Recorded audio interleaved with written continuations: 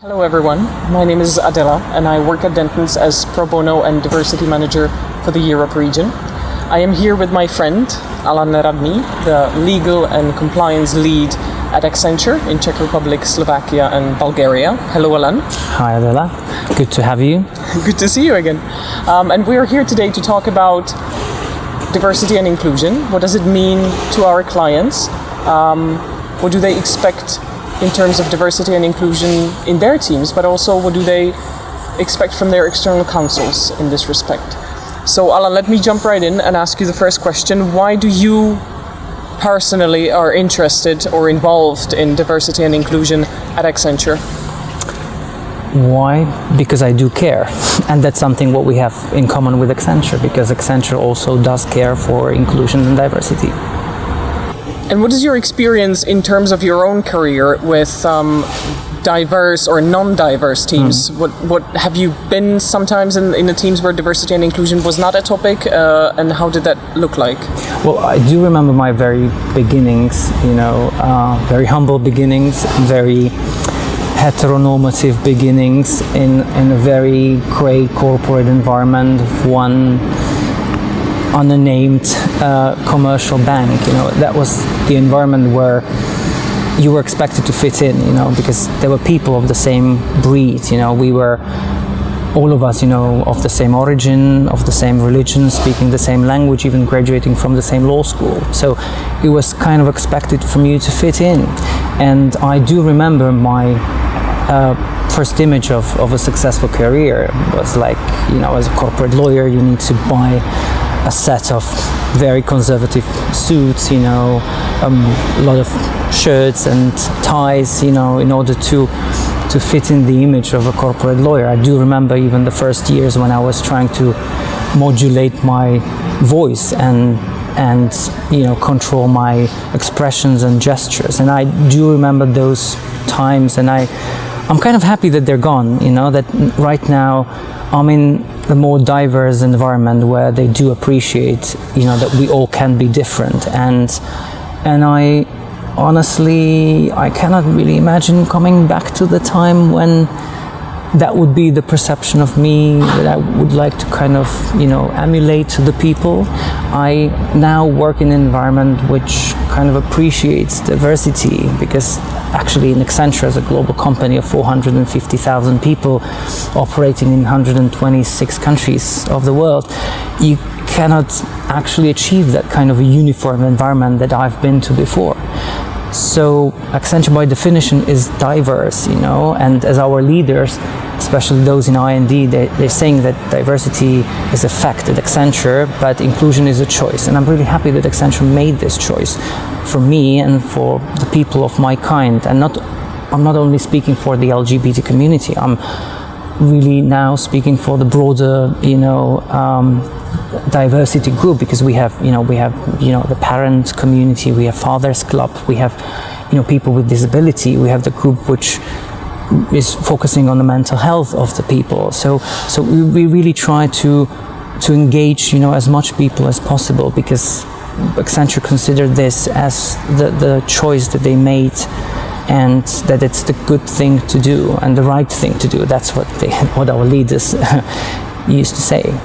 That's very important, the distinction you have made between doing it because it brings some kind of value and benefit to the firm, or doing it just because it is the right thing to do. Sometimes I really don't know what's the approach, because we as the global consultancy company, we tend to think in business cases, and we love numbers and measurable things. But I think that right now I cannot even answer that question, whether Accenture does that because it's the right thing to do, or whether it makes sense business-wise. Mm-hmm. I think that kind of both, which I personally think it's a good thing.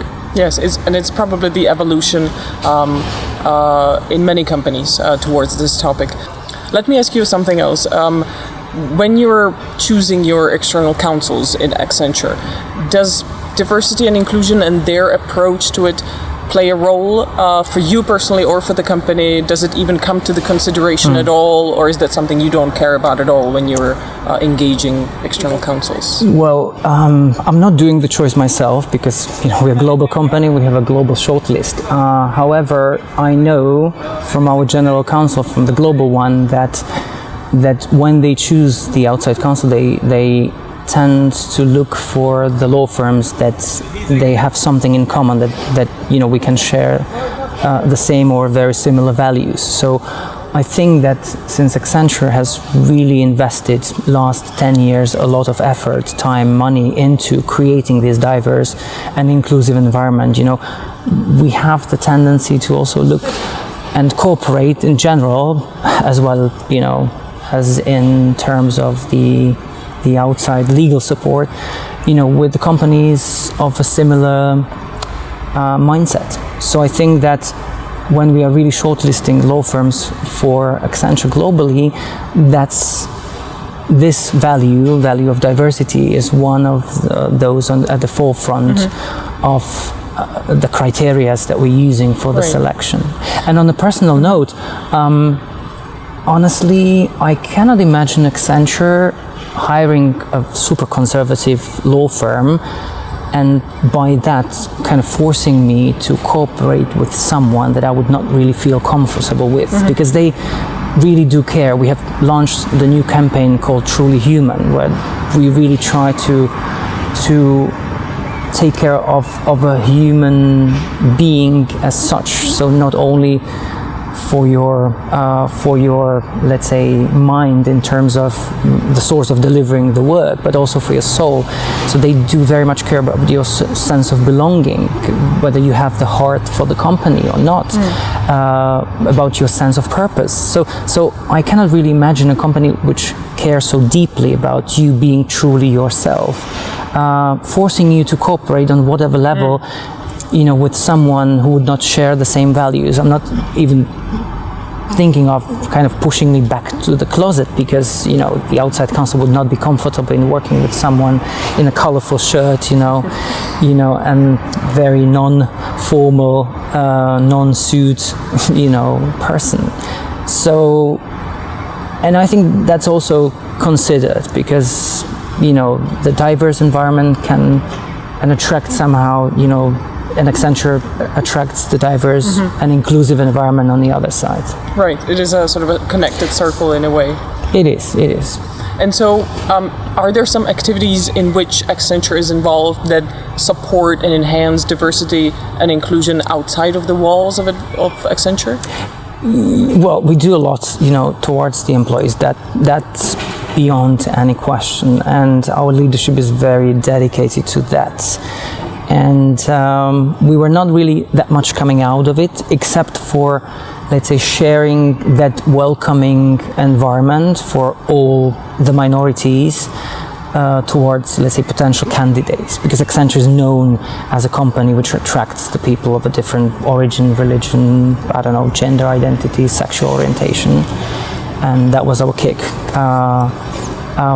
And recently we have moved a little forward also with, let's say, contributing to a greater good in, let's say, more broader terms. So I have managed here in the Czech Republic to convince our managing director, who is, by the way, a very conservative Italian, to, after all, support the campaign for equal marriages. So we have provided equal benefits for our employees. That was easy, kind of, because they said, so that's for our people, and that's okay. But I remember that at the beginning, when I came up with the idea, so let's support the campaign. So there were the questions like, it's political, we cannot do that. Maybe the clients would not be that okay with that. But eventually, we have managed to overcome that, and Accenture globally had adopted the new approach towards diversity, which is supporting that idea also, let's say, outside of confines of the safe world of Accenture, where it is possible, and the Czech Republic, is a safe environment. Right. We're not speaking of Russia or India. So So that's what we managed to do. It took a while, but after all, we have convinced the whole regional leadership that supported it, and we have managed to commit Accenture as one of the LGBT-friendly companies also in this public campaign for equal marriages, because Accenture do care for the well-being of their people also outside of work. So they want us to be happy in the equal marriages, if it's inside possible. and outside the firm. Yeah, Exactly. Care about their employees everywhere they are. I think it's an excellent and awesome effort and support you have given to the campaign. It took a while. As you know, it always does.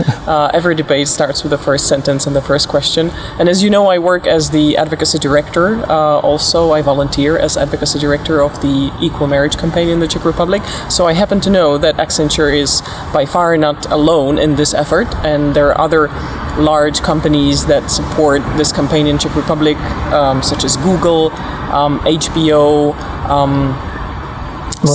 Vodafone, Ben & Jerry's, ice cream Ben & Jerry's, and then there are some other Czech companies which people around the globe will not probably know. But I want to say, first of all, thank you for the support, because being on the side of the campaign, I can see what a tremendous effect it has.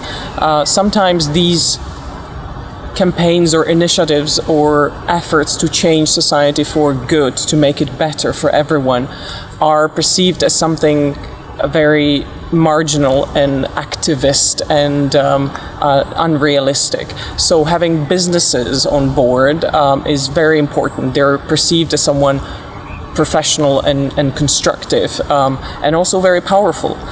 We all know that business has a lot of power in the world, and it can use it for doing good. Its primary activity is, and always will be and should be, making business.